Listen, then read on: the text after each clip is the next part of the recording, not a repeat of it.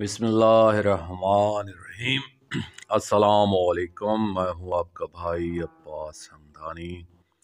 आप देख रहे हैं जाफरिया टीवी। आज का हमारा मौजूद गुफ्तगू है एहतराम सादात उज़ाम।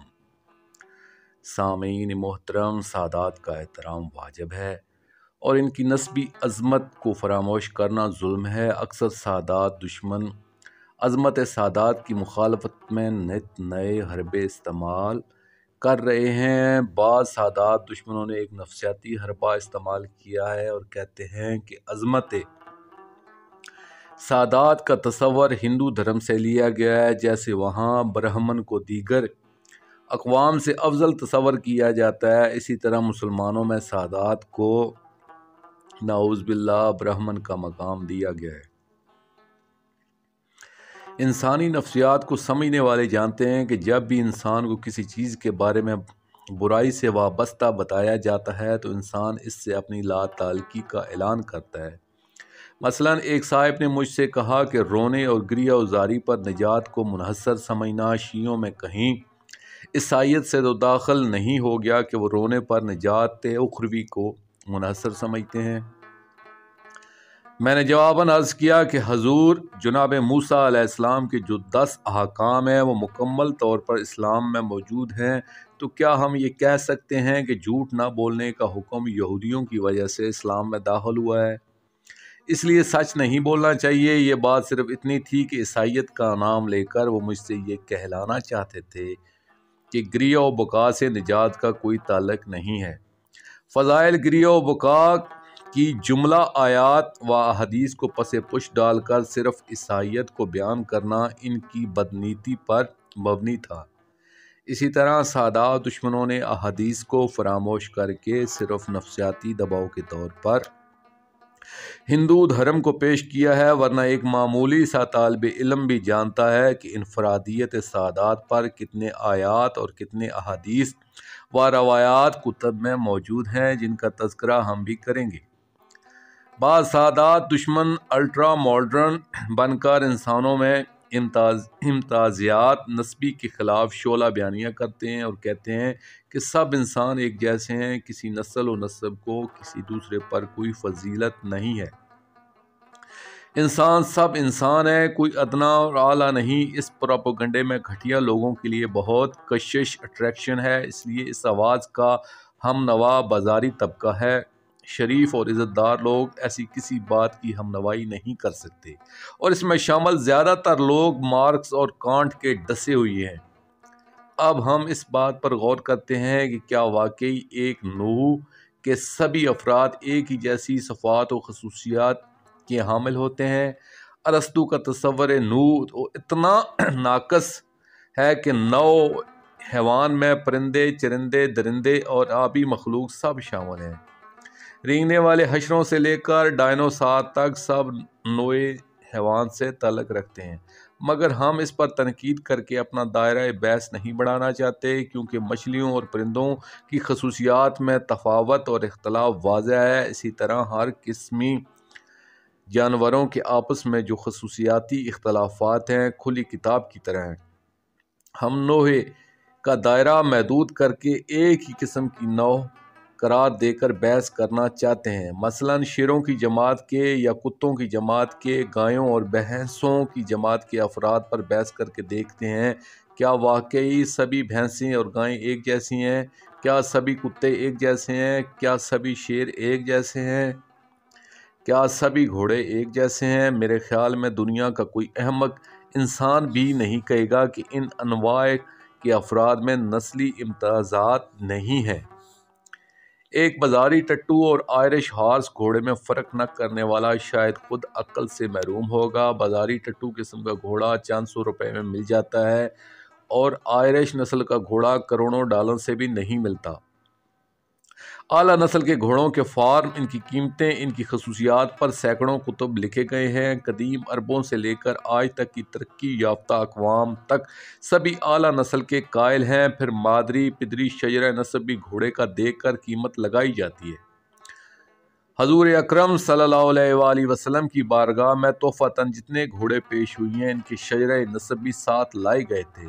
سرکار ابو الفضل العباس علیہ السلام کی ننہال کا ایک واقعہ ہے کہ ان کے نانا کے بھائی میدان جنگ میں گھوڑے کی زین پر جاں بحق ہو گئے اور انہوں نے نیزہ زمین میں گاڑ کر اس کا سہارا لیا اور وہیں زین پر دائی اجل کو لبیک کہا۔ 7 دن تک وہیں کھڑے رہے، گھوڑے نے ایک قدم بھی نہ اٹھایا۔ یہ عربی نسل کے گھوڑوں کی خصوصیات میں شامل تھا۔ ایک ٹٹو قسم کا گھوڑا چڑیا کے پروں کی آواز سن کر بدک جاتا ہے۔ ایک اعلیٰ نسل کا گھوڑا تلوار اور تیروں کی بارش میں بھی سینہ تان کر گھس جاتا ہے۔ کیا ان دونوں کی نسل میں کوئی فرق نہیں ہے؟ اسی طرح کتوں کو دیکھیں، ان کی مختلف نسلوں کی مختلف خصوصیات ہیں۔ ڈیٹیکٹر ڈاگ اور بازاری کتوں میں واضح فرق نظر آتا ہے۔ ڈوبرمین، بل ڈاگ، بل ٹیئر یا لیبرڈار جیسے اعلیٰ نسل کے کتوں کے سامنے ان کتوں کی کیا حیثیت ہے جنہیں کمیٹی والے ڈھونڈ ڈھونڈ کر مارتے ہیں۔ اسلام نے بھی اعلیٰ نسل کے کتے کے مارے ہوئی شکار کو حلال قرار دیا ہے اور بازاری کتے کے مارے ہوئی شکار کو حرام قرار دیا ہے۔ تو دونوں کتے مگر ایک نسل کے کتے کی فضیلت اسلام نے بھی مانی ہے۔ اسی طرح گایوں کی مختلف نسلیں ہیں، کچھ اعلیٰ ہیں، کچھ ادنا ہیں۔ جدید دور میں نسلوں کی اہمیت کو تسلیم کیا گیا ہے۔ سویڈش، جرسی، فریزن، سائیوال وغیرہ کی نسل کی جو گائیں ہیں ان کی قیمت دیسی گایوں کی نسبت بوجہ نسل جدا جدا ہے، تو ثابت ہوا کہ ہر گائے ایک جیسی نہیں ہوتی۔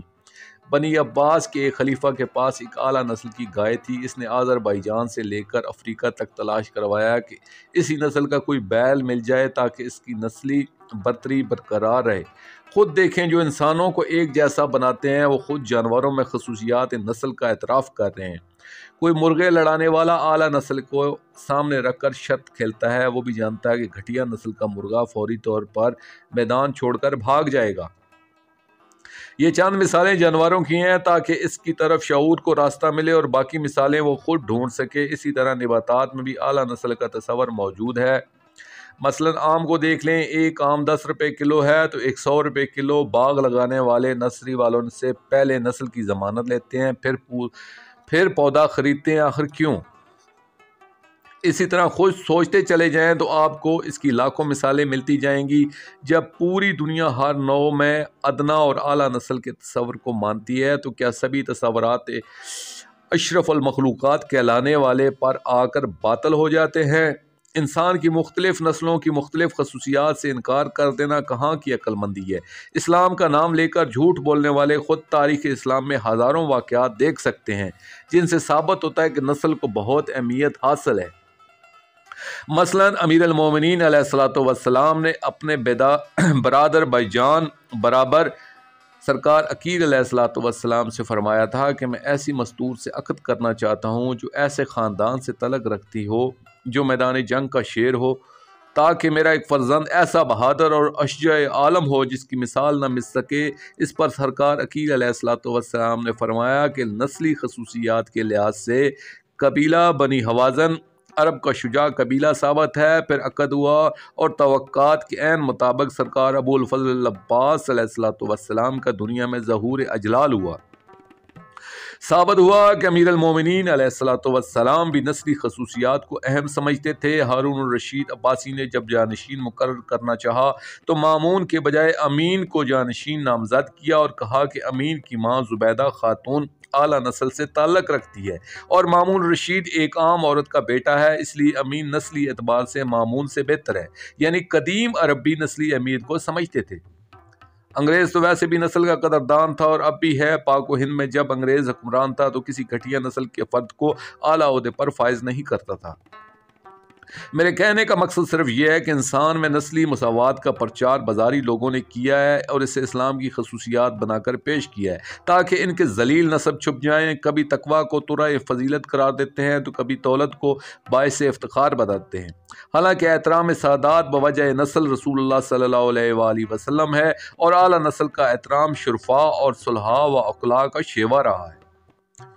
دوستو، آخر میں شکریہ ادا کروں گا اپنے مرشد کریم سید محمد جعفر الزمان نقوی البخاری سرکار دام ذو اللہ تعالیٰ کا۔ یہ مضمون میں نے ان کی کتاب عصمت السادات سے پیش کیا ہے۔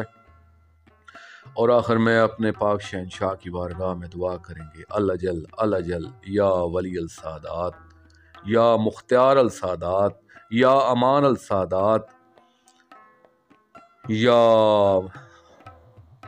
منتقم سادات، اجر اللہ تعالی فرجک وصلوات اللہ علیکہ یا ربا محمد وآل محمد صلی اللہ محمد وآل محمد وعجل فرج آل محمد صلی اللہ علیہ وآلہ وسلم۔